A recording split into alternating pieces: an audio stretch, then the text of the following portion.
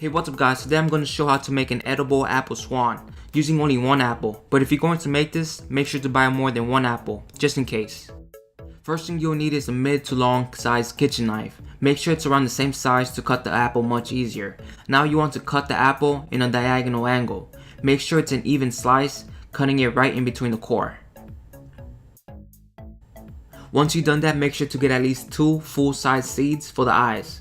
Now get one of the halves with the bottom attached and lay it down in between 2 knives that's half an inch thick from the handle.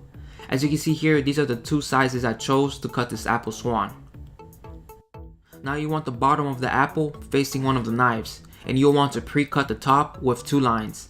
Make sure to leave a decent amount of space on top like I have it right here. I'll say around half an inch or so. Now slice the pre-cut marks down to the top of the knife's handle. Make sure to cut in a straight angle.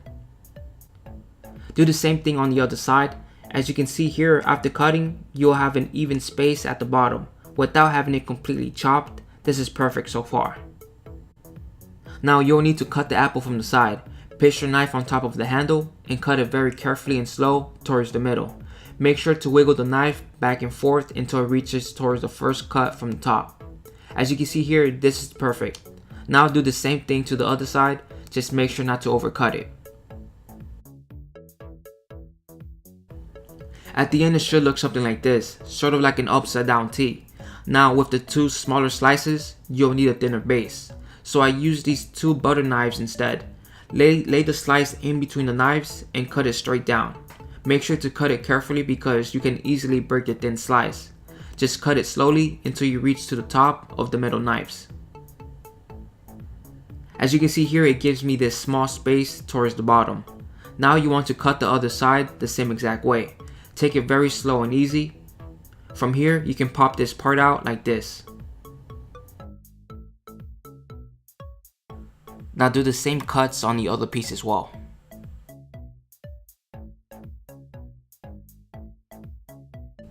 Now you can connect all 3 pieces together, which will shape it to a bird's wing. If you want to cut this piece, you can, to extend the wing, or just leave it to the 3 parts.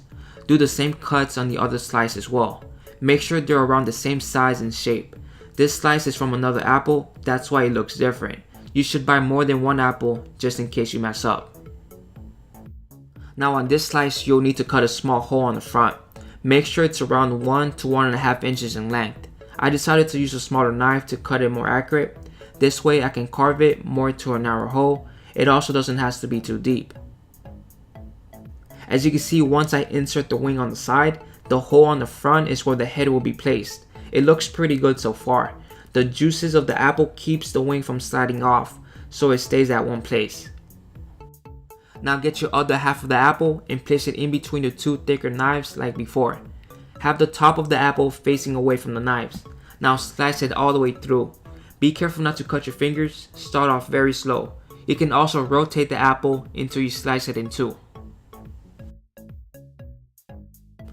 This part you don't need anymore. The other half, cut it 2 to 3 more times. As you'll see, it'll start to shape like a heart. After the first cut, you can use your 2 butter knives for a more thinner slice. Now from here, make sure that your heart-shaped slice can fit in this hole by thickness. The length doesn't really matter, just make sure it'll be snugged. From here, you'll need to do 2 cuts, one from the top and another from the middle. Make sure it's as accurate as mine. Now you'll need to make one more big cut on the bottom.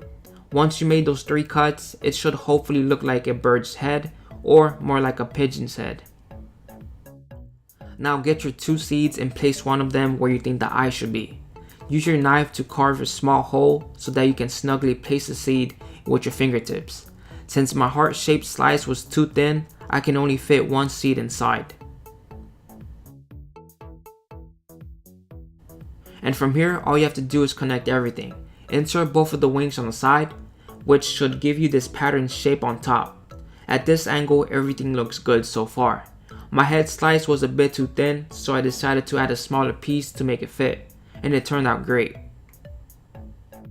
Well guys, I hope you had fun with this tutorial. Just make sure you have an adult to help you carve the apple. Even for me, I try my best to handle the knives the safest way I can. But at the end, it was fun to do, and it was 100% worth it. If you like this video, make sure to like and subscribe, and I'll catch you guys in the next video. Peace out.